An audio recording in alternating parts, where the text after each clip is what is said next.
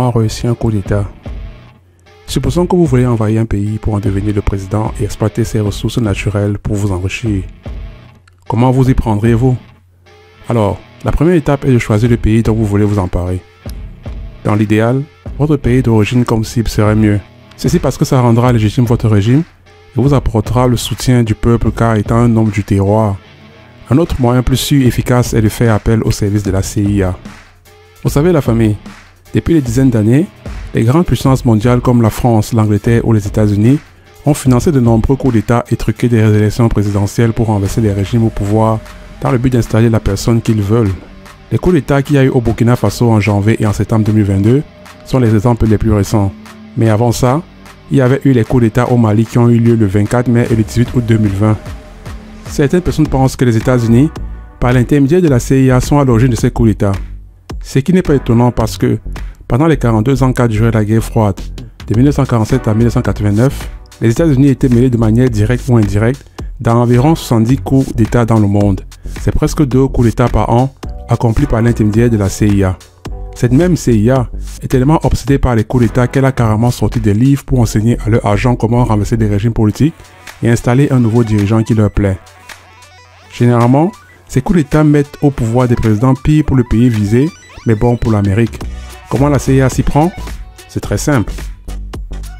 Ils vont dans les pays de leur choix, créent une certaine instabilité sociale, renversent le gouvernement en place et le remplacent par un président marionnette de leur choix comme en Haïti. Le plus important ici est d'éviter de donner l'impression que ce sont les États-Unis qui sont aux commandes. Alors, si vous voulez vous emparer du pouvoir, voici ce que vous devez faire. Tout d'abord, il faut choisir un pays avec un système politique faible, comme certains pays d'Afrique. Le Mali et le Burkina Faso sont des exemples très concrets et surtout récents. Il faut aussi qu'il y ait beaucoup de luttes intestines et que les gens soient fâchés contre le pouvoir en place. Il faut aussi vous assurer que le pays ait des voisins hostiles, comme ça personne ne viendra au secours. Vous devez également vous assurer que le pays soit riche en ressources naturelles comme l'or ou le pétrole, ou un emplacement qui leur donne un avantage géopolitique stratégique, comme un port par exemple. La République démocratique du Congo est un exemple qui est rempli de richesses naturelles. Enfin, la dernière condition à remplir est que l'armée soit facilement corruptible, car c'est l'armée qui se chargera du sale boulot de la prise du pouvoir. Ainsi, un pays où les militaires et le gouvernement sont souvent en désaccord sont généralement des bonnes cibles pour un coup d'État. Généralement, les militaires se foutent de qui paye leur salaire, à condition que le salaire soit payé à temps. Voilà pourquoi ils sont faciles à corrompre. Dans ces plus grands coups d'État, en Ouganda avec Idi Amin Dada, en Libye avec Kadhafi ou en République démocratique du Congo, la CIA s'est assurée le soutien de l'armée avant tout. N'oubliez surtout pas que l'objectif est d'être perçu dans le pays comme le chevalier avec la jolie armure qui vient libérer le peuple de l'oppression, de la corruption ou de l'idéologie qui sonne bien aux oreilles des gens sur le moment.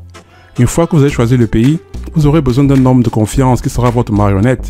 Cet homme doit avoir le soutien du peuple et des soldats.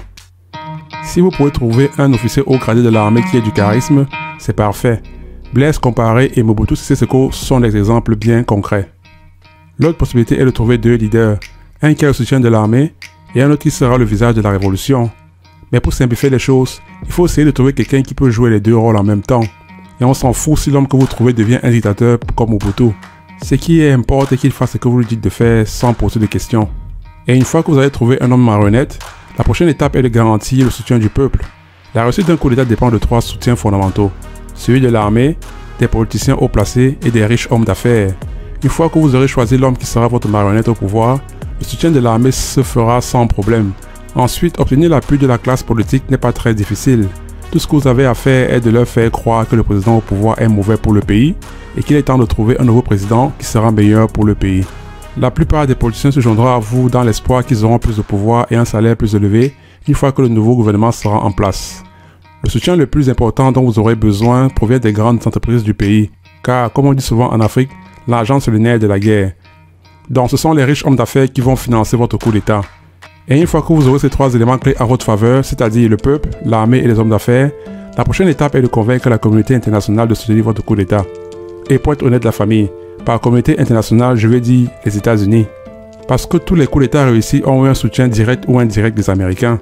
Si dans votre conquête pour le pouvoir vous froissez ces Américains, vous vous en mordrez les doigts comme Laurent Désiré Kabila l'a appris à ses malheureux dépens en RDC en 2001. Donc, pour que la communauté internationale soit de votre côté, vous devrez avoir l'Amérique de votre côté aussi. À cet effet, Vous pouvez par exemple promettre accès aux ressources naturelles de votre pays comme l'or, le diamant, le bois et j'en passe. Une fois que vous aurez le soutien des Américains, celui du reste du monde suivra. Tout ce que vous avez à faire est de chanter sur tous les toits que vous voulez moderniser votre pays et que vous encouragez la coopération de la communauté internationale.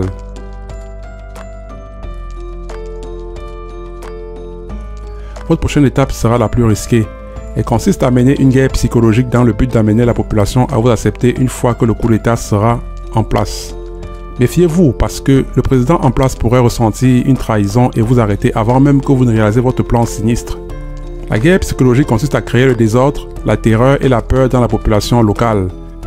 Car quand les gens sont effrayés et apeurés, ils auront envie de paix et de stabilité. Utilisez la presse et les médias pour raconter à tout le monde que le gouvernement en place est corrompu et viole les droits de l'homme. Vous pouvez également répandre des rumeurs comme quoi les membres du gouvernement détournent l'aide publique. Le plus important est de créer beaucoup de haine et de colère vis-à-vis des dirigeants.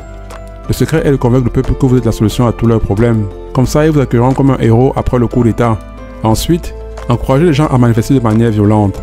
Faites croire que l'État a donné l'ordre à la police de frapper, d'emprisonner ou même de tuer les manifestants. Si le pays est très religieux, demandez aux chefs religieux de dénoncer le président au pouvoir. Faites tout votre possible pour que le maximum de personnes prêtent confiance dans le gouvernement au pouvoir. Cela donnera le sentiment que le coup d'État est justifié et s'est produit à cause de la corruption et du détournement de fonds publics. Une fois que le public déteste assez le gouvernement, vous êtes prêt pour la dernière étape de votre coup d'État. Rassembler les soldats et les apprêter à intervenir de manière militaire. La plupart des putschs se passent de manière relativement pacifique, mais c'est uniquement parce que les putschistes ont une armée. Vous aurez donc besoin d'une armée pour effrayer les loyalistes qui pourraient vouloir défendre le gouvernement en place. Oh, rappelez-vous de l'officier haut placé de l'armée qui est charismatique, c'est ici que vous aurez besoin de ses services. C'est aussi ici que la communauté internationale va vous être utile, car ces gouvernements étrangers à qui vous avez promis accès à vos ressources naturelles peuvent vous envoyer des soldats, des mercenaires, de l'expertise ou des armes pour vous aider à réussir votre coup d'État. Assurez-vous surtout que vous avez suffisamment d'hommes ou de munitions pour garder le contrôle des emplacements clés comme les bureaux du gouvernement, les ports maritimes, les bases militaires, les aéroports, les ponts et les barrages hydroélectriques. Une fois que vos soldats sont prêts, il est temps de lancer votre coup d'État. Bravo, toutes mes félicitations, vous êtes arrivé au moment tant attendu. Si jusqu'à présent vous n'avez pas été arrêté ou tué, il y a de fortes chances que votre plan réussisse. Le plus important est de planifier. Les meilleurs jours pour organiser un coup d'État sont le jeudi soir ou le vendredi matin. Une fois que vous êtes emparé du gouvernement, votre objectif principal est que tout revienne à la normale dans le pays le plus tôt possible. Organiser un coup d'État en fin de semaine veut dire que les gens peuvent rester à la maison le vendredi et le samedi, puis revenir à leur vie normale et au travail le lundi d'après. Une fois que votre équipe est en place, leur premier objectif est de sécuriser les points stratégiques de l'État. Il faut absolument neutraliser le président et ses alliés de peur qu'ils ne fassent échouer le putsch. Bloquer l'accès aux communications et aux médias. Et surtout, il faut créer une panne internet parce que cela empêchera à ceux qui s'opposeront à votre coup de communiquer entre eux. Empêchez la capitale de communiquer avec l'armée. Appelez-vous des chaînes de radio et télé pour rappeler aux citoyens que vous êtes là pour les libérer de leur présidence détestée. Rappelez aux gens que tout reviendra à la normale tant qu'ils restent à la maison et ne sortent pas de chez eux. La plupart des coups d'État échouent ou réussissent dans les toutes premières heures.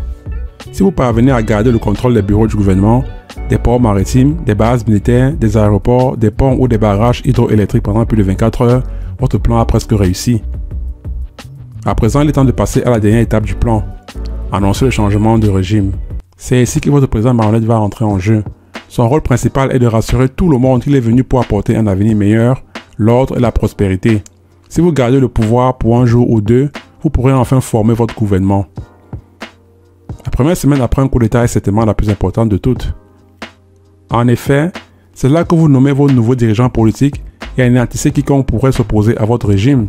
Une fois que vous avez créé un gouvernement digne de ce nom, il est temps de faire votre publicité. Vous pouvez par exemple construire quelques écoles ou embrasser quelques bébés. Assurez-vous seulement que la presse et les médias en parlent sans arrêt. Vous pouvez aussi encourager votre marionnette de président à se proclamer homme du peuple. Une fois que vous avez établi votre régime, il est temps de commencer à exploiter les ressources naturelles du pays. Car n'oubliez pas, vous devez récompenser les pays qui vous ont soutenu pendant votre coup d'État. Et vous savez à quel point les pays occidentaux adorent les ressources naturelles. Et surtout, c'est bien pour vous enrichir que vous êtes emparé du pouvoir, n'est-ce pas? Tout d'abord, j'aimerais remercier tous ceux qui continuent à m'encourager et à regarder mes vidéos. Je voudrais aussi remercier ceux qui sont abonnés à ma chaîne, car au jour d'aujourd'hui, 8 janvier 2023, quand j'enregistre cette vidéo, je suis en train de dépasser les 1000 abonnés. Et enfin, pour finir, j'aimerais aussi remercier ceux qui me critiquent, me détestent, me trouvent laid, mais regardent quand même mes vidéos. Car si la vidéo vous a plu, cliquez ici pour regarder notre vidéo encore plus fascinante. Et on se voit à la prochaine vidéo. Hasta la vista, baby. Hi-ha!